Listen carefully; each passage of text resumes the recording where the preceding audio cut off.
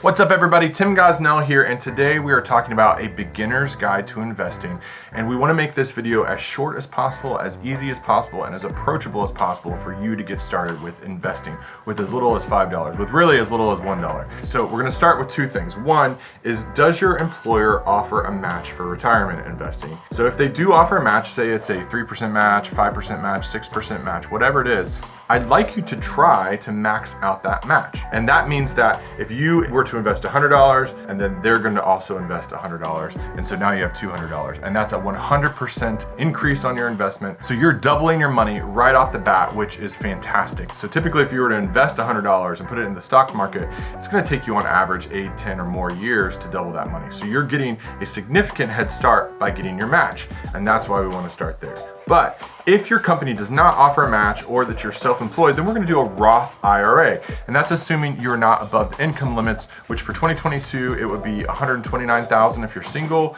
or if you're married filing jointly, it's going to be $204,000. If you're watching this video in 2023, then check out the limit contributions for that because it goes up slightly most years. So if you qualify for that, then we're going to start with a Roth IRA. Now, I recommend starting with Fidelity Investments. It's who I use. And the primary reason in this case why I recommend is they don't have any minimums to how little you can open an account with. So you could start with $1, you could start with $5, and they also don't have any minimums for how much you have to put into the mutual fund, okay? If you can afford $100 or $1,000, do that, but don't let that stop you. If you only have $1 or $5, then let's open the account and get it going. So we have either our Roth IRA or we have our work 401k. Now, when we have money in there, you have to then invest it once it's in there, because when you just put it in there, if you don't invest it, the money's not growing, and the main point of all this is to try to grow that money for your retirement. So if you have your money, with either case, I want to do target date funds. Now, most employers, they're gonna have a little bit more of a limited batch of funds that you can invest in, but most of them should have some sort of target date fund.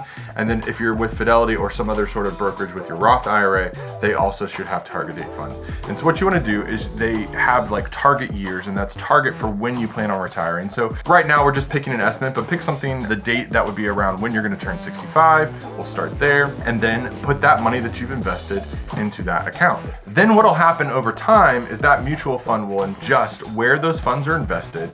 And as you're younger, there'll be a little bit more risky investments that have better returns. And then as you get older, closer to 65 or whatever that target date is, they'll get more conservative and more into bonds and those sort of things that are more secure, but don't offer quite as good of returns. So that's it. That's where I want you to get started.